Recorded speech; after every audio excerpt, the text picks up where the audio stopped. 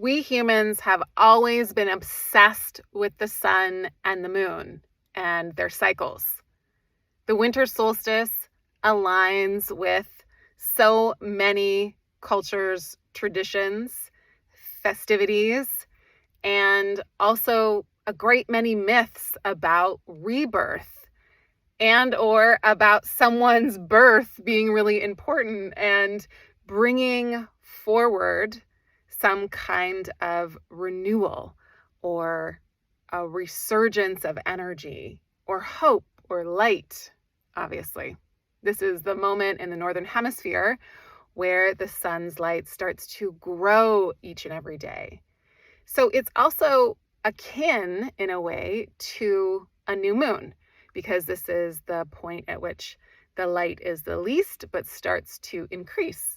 And from the day of the new moon onward, there's no light to increasing light to the moment of fullness. And so both the sun and the moon have these cycles of maximum light and then waning into darkness. And it just so happens that this week we have both of these things happening at once. We have the solstice occurring, Capricorn season beginning, and we have a new moon in Capricorn mere days after the solstice. Both things together feel really potent and like a new beginning. There is a clear and distinct mark of something turning a corner.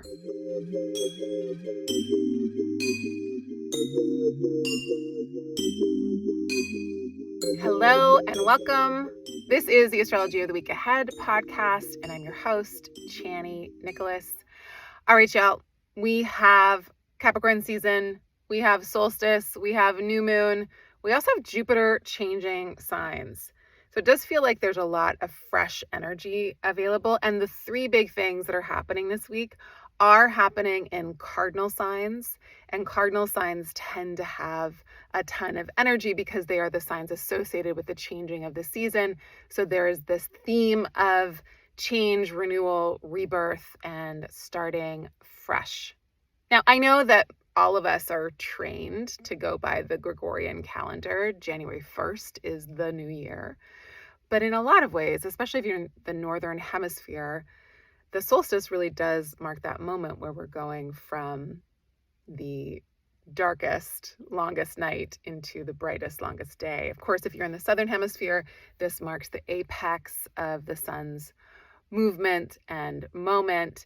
And either way, because the solstice happens a week and a bit before January 1st, it is a really good time to energetically align yourself with your intentions and what you most hope to grow in the new year. So thinking about the seeds of intention that you're wanting to plant at this time and with this season.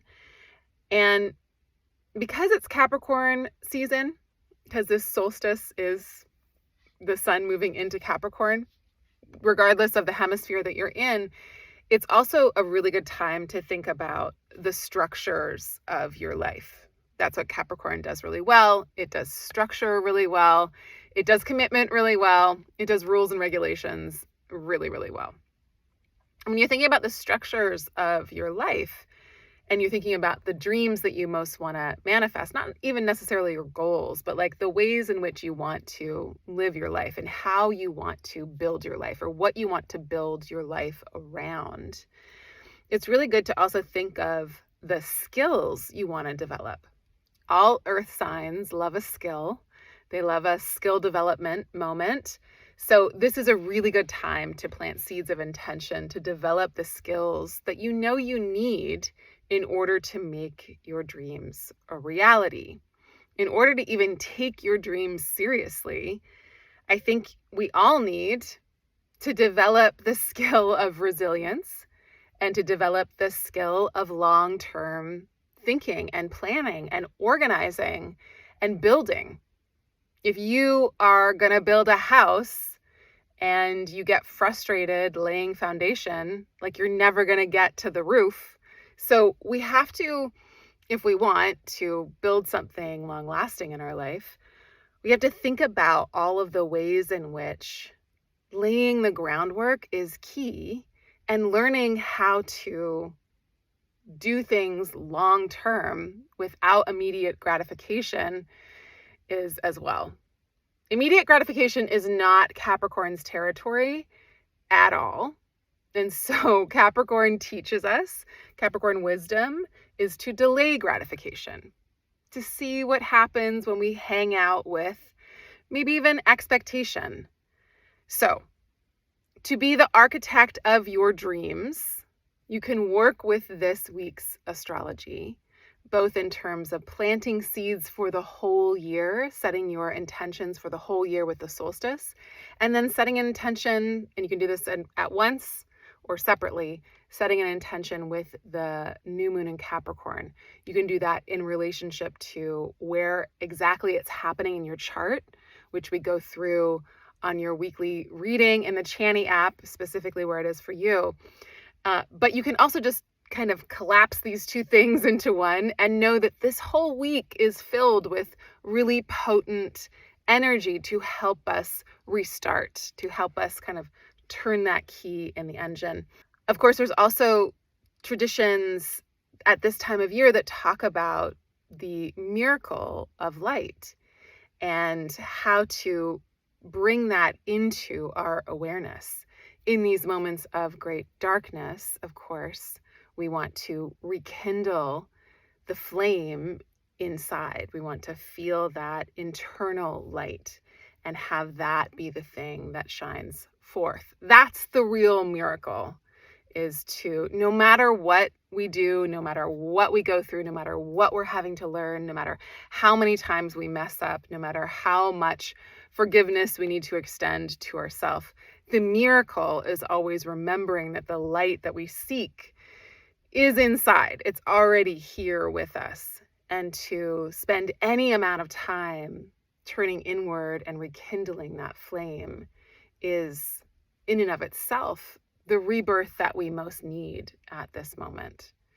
And the more we do that, or are capable of doing that, or develop the skills to do that, then the more we can show up in the world with that and hopefully remind each other of it. So that's a part of what this week is bringing. The other thing that's going on this week that's kind of major is that Jupiter is moving back into Aries. So this is the chronological order of things. On December 20th, Tuesday, Jupiter moves back into Aries. On Wednesday, the 21st of December, the Sun enters Capricorn. And then on Friday, December 23rd, the new moon occurs at 2:17 a.m. Pacific time. So the world over, that is the same.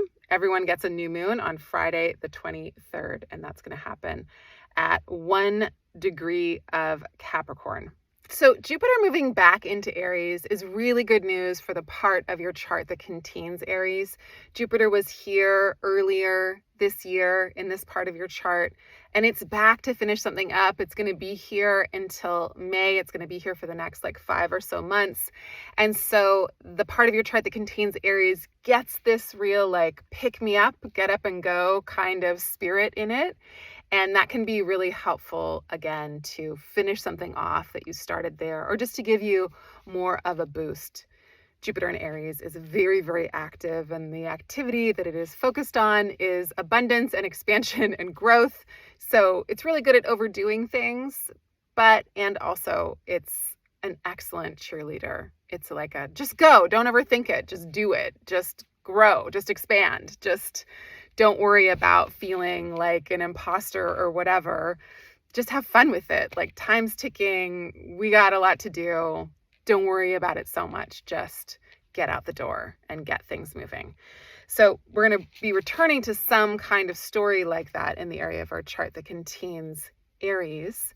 And then again, the solstice is just a beautiful moment to reset in any and all areas of your life. It's kind of like a general moment to plant the seeds of intention that you have for your year, if you want to do that kind of work now.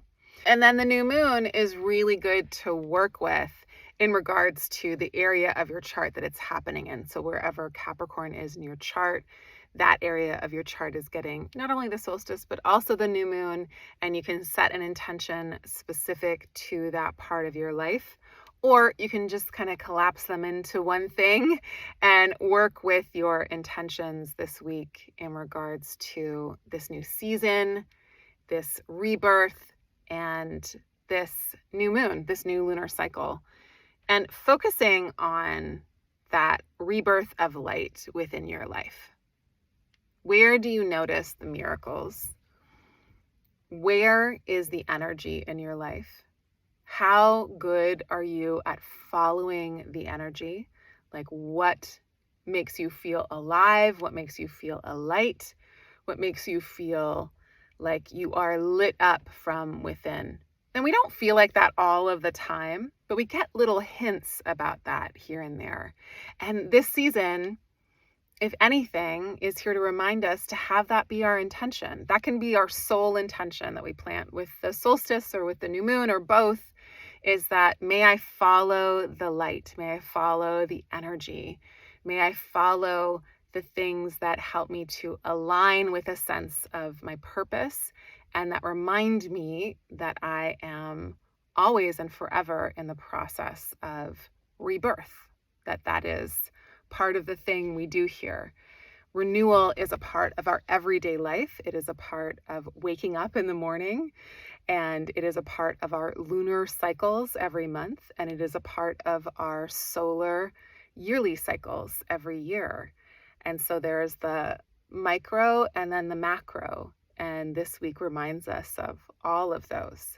So finding all the ways that you can to remember that no matter what, if we're willing to do the work and we're willing to put in the work necessary to heal, we can always count on a rebirth. And giving ourselves that gift can make a real difference in terms of how we experience our life. Thank y'all so much for leaving reviews in the App Store. I wanted to share one with you called The Greatest Joy to Dollar Ratio I've Spent. Love that title. The insights, guidance, assurance, and camaraderie that I gained from being a Chani user has been invaluable in helping me develop my self-awareness and awareness of what is within and out of my control, which enables me to engage with the world to the fullest extent possible without burning out. No matter what happens, I'll have Chani. This app is the greatest joy to dollar ratio I've ever spent, and I am eternally grateful to Chani and the team for producing this content. All right, y'all. That's the reading. In the app this week, we have solstice rituals that are also good for the new moon. They're kind of one and the same because they're happening, of course, in the same sign. So I hope you enjoy those. I hope that they instill that sense of the miraculous, of the energy of that inner light within. And I'm sending you all lots of solstice, new moon blessings. Bye for now.